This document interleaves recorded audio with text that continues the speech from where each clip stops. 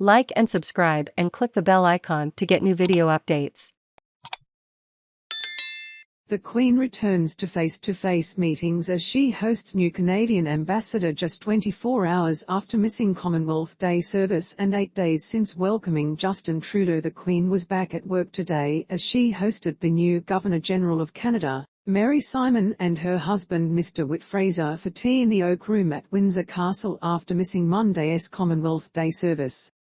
It comes hours after Her Majesty conducted the internet audiences via video link from Windsor Castle.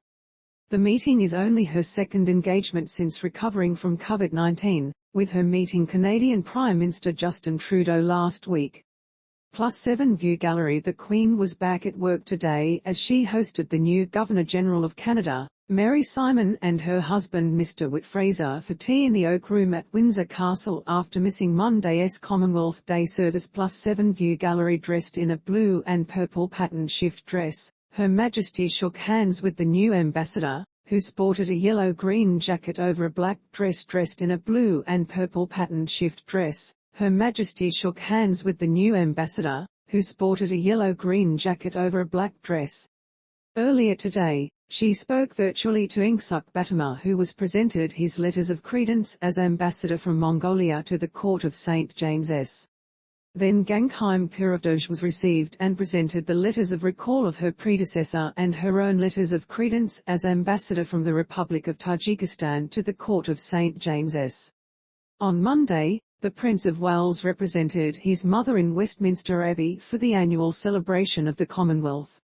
The Queen, who has just recovered from COVID, pulled out of attending the high-profile event, due to her comfort rather than a specific illness.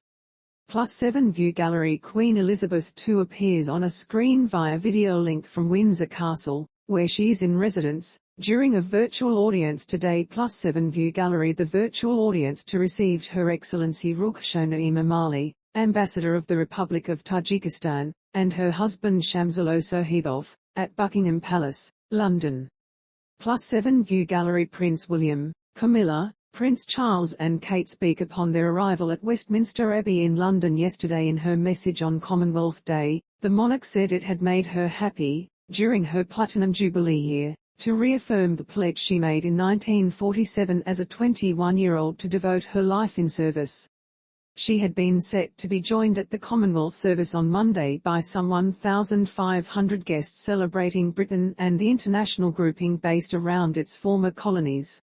She is the Queen and head of state in Britain and 14 other Commonwealth nations or realms around the world, including Australia, New Zealand and Canada, a group which comprises about a quarter of the world's population.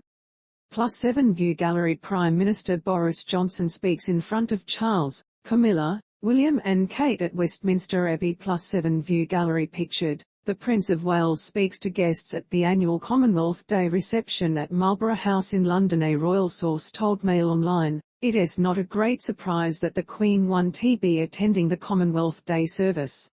Anyone who reaches the age of 95 would find it difficult to stand for long periods of time. She has said herself that she has been finding it difficult to walk lately. She has also been recovering from COVID.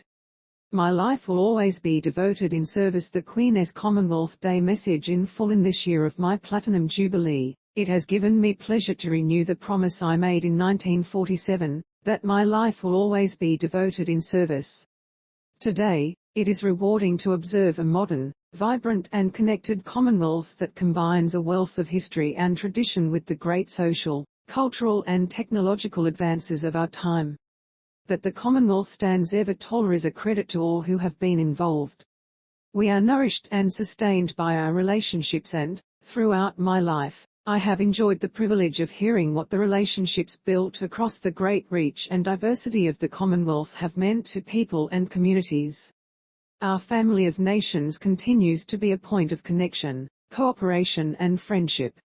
It is a place to come together to pursue common goals and the common good, providing everyone with the opportunity to serve and benefit.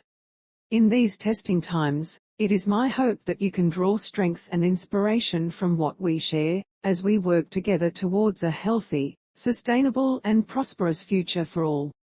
And on this special day for our family, In a year that will include the Commonwealth Heads of Government meeting and the Commonwealth Games, I hope we can deepen our resolve to support and serve one another, and endeavour to ensure the Commonwealth remains an influential force for good in our world for many generations to come. Elizabeth, our advertisement. I don't think anyone really expected her to attend under the